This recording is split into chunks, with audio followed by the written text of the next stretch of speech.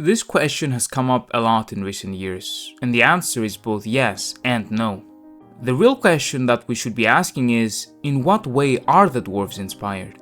You see, a fantastical race being based on a real group of people is not the issue when discussing this topic.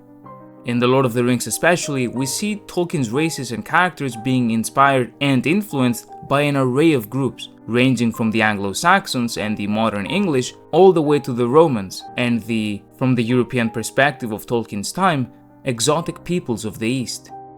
These real-life influences can have an impact on the way Tolkien's races talk, their clothes, how their language sounds, and the way their society is organized, or even their architecture and just overall aesthetics. The problem is when a fantastical people that is so obviously inspired by a real-life group simultaneously exhibits real-life, stereotypical, negative traits associated with that group.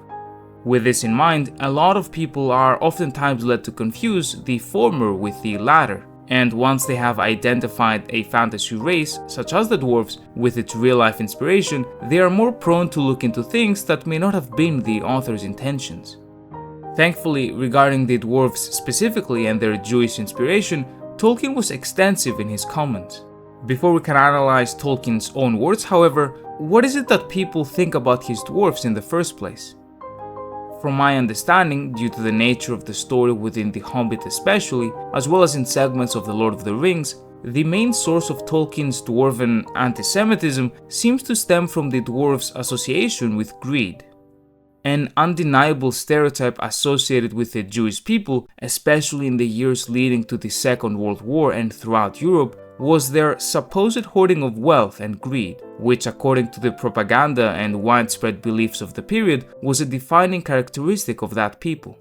Other themes that you may pick up from the text is that the dwarven people are without a real home, stripped of their native lands and wandering the world, living in territories dominated by the other races, which was yet another trait that people have correlated to the Jewish populations of Europe historically. Some will highlight parts of the text which they feel is in reference to their own perception of certain stereotypes, which they then identify on the page. In The Hobbit it says, "There it is, dwarves are not heroes, but calculating folk with a great idea of the value of money.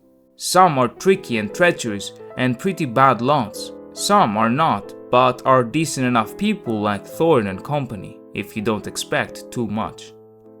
While on the surface, and considering the time period and Tolkien's background, if you would like to impose stereotypes yourselves, this may at least seem suspicious. Naturally, the beginning of this quote, often omitted, is this: "The most that can be said for the dwarves is this: they intended to pay Bilbo really handsomely for his services, and though they brought him to do a nasty job for them, and they did not mind the poor little fellow doing it if he would, they would have all done their best to get him out of trouble if he got into it, as they did in the case of the trolls at the beginning of their adventures, before they had any particular reasons for being grateful to him." The hobbits are characterized by their passiveness, by not being heroes, by being concerned with perhaps unimportant things and not caring for the outside world. Yet they are the heroes of the story, and they manage to overcome all of these things to their betterment. It is in theme then that the same would apply to the dwarves, and if it does, then it is difficult to believe that they were designed with some sort of anti-Semitic intention in mind. The dwarves have been characterized by greed throughout their history, yes, but only in connection to their love of crafting and of making new and beautiful things. This expression of greed is not unique to them and can be found in Fëanor as well as in Melkor and Sauron. The story of greed plays a central role within the legendarium and affects all races, and yet the dwarves were the ones that were able to withstand the effects of the Rings of Power the most. While the rings were able to capitalize on their greed instead of control them, and this was unique to the dwarves, this is Tolkien simply expanding on the unique themes of his race, as opposed to some sort of obscure social commentary or racism. A notable piece of evidence to support this claim is that Tolkien was very much opposed to any and all allegory within his writings, at least conscious ones, and this is something that he has claimed repeatedly both in private letters and in interviews. It would be quite hypocritical of him then to consciously make his supposed anti-Semitism the foundation of one of his most important races, and especially a race that would go on to serve as his protagonist's dearest friends. An out-of-context quote from The Hobbit is equivalent to nothing. The dwarves are heroes. Again and again, despite their faults, they have stood against the Dark Lords, and they have shed blood for the side of good. They are the children of Ilúvatar, and though they struggle with their passion and their greed, they don't really show any more greed than, let's say, the House of Fëanor, or the race of men in general. In The Lord of the Rings, it is Gimli alone that is the very first person in all of history to attempt to destroy the One Ring, while the mighty Boromir was the one to be corrupted. Therefore, to say that Tolkien depicted dwarves as a consciously anti-Semitic device while making them a part of the good guys is, in my opinion, illogical. What is also illogical is to say that he did it unconsciously, considering the fact that he was very open about his Jewish inspirations for the dwarven race, just like he was open about his Finnish or Welsh inspirations on other parts of his writings. In Letter 176, Tolkien says that, "I do think of the dwarves like Jews, at once native and alien in their habitations, speaking the tongues of the country, but with an accent due to their own private tongue." Some will take this quote and perceive it as some sort of jab against the Jewish people, when in reality, Tolkien is just being open about his cultural inspiration. He is not characterizing the dwarves based on some negative Jewish trait, but simply taking inspiration from them to form his own fantastical history for the dwarven race. Like the Jews of Europe or the Romani people, the dwarves maintain their own language that they continue to use amongst themselves, while also inhabiting countries in which they are the minority, and thus have to speak the so-called common tongue. In a 1964 interview with the BBC, Tolkien commented on the dwarves saying, "Their words are Semitic obviously, constructed to be Semitic."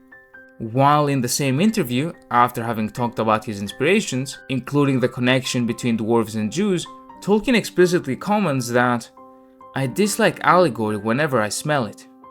In a letter written in the same year, the language of the dwarves is Semitic in cast, leaning phonetically to Hebrew, as suits the dwarvish character, but it evidently has some broken plurals, more in Arabic style, Baruch being the plural of bark, axe, and Khazad of Khuzd. As you can see, what Tolkien as a linguist did was take inspiration from the real world and use it to assist him in his writings. The dwarves therefore are inspired by the Jews, but are not based on them, and certainly not based on some prejudice against them. They are the combination of countless different things, ranging from Old Testament stories, from which his comment regarding Hebrew suiting the dwarvish character comes from, all the way to Norse mythology, which I would argue is the single most important inspiration for them in the first place, and not the Jewish people.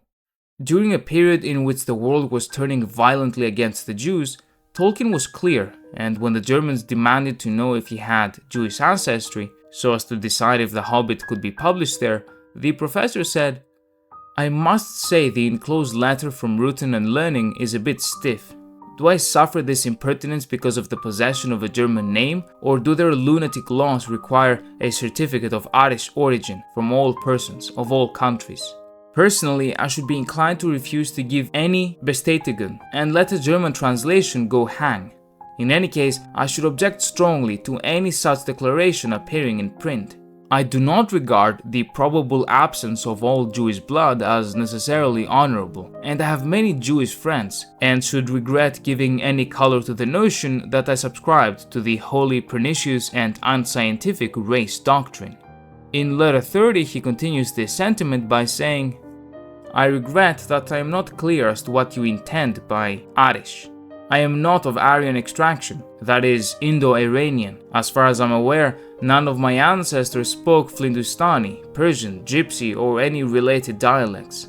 But if I am to understand that you are inquiring whether I am of Jewish origin, I can only reply that I regret that I appear to have no ancestors of that gifted people.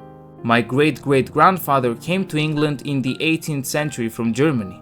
The main part of my descent is therefore purely English, and I am an English subject, which should be sufficient. I have been accustomed nonetheless to regard my German name with pride, and continued to do so throughout the period of the late regrettable war in which I served in the English army. I cannot, however, forbear to comment that if impertinent and irrelevant inquiries of this sort are to become the rule in matters of literature, then the time is not far distant when a German name will no longer be a source of pride. Your inquiry is doubtless made in order to comply with the laws of your own country, but that this should be held to apply to the subjects of another state would be improper, even if it had, as it has not, any bearing whatsoever on the merits of my work or its suitability for publication, of which you appear to have satisfied yourselves, without reference to my Abstammung. In his letters, he also comments about his Jewish friends, and there is never a time where any anti-Semitism is ever visible. Thus, what it ultimately comes down to is that Tolkien was openly inspired by the history and rich culture of the Jewish people, and their language and dialects for his fantastical take of the Norse dwarves, and that is the extent of the matter. While some remarks may potentially be interpreted as being somewhat suspicious, the overwhelming evidence suggests that any accusation that Tolkien manifested some anti-Semitism through the dwarves is unfounded, with the most likely scenario, in my opinion, being that if you search for something, you are likely to find it, regardless if it exists or not. A massive thank you to my channel members, and thank you very much for watching.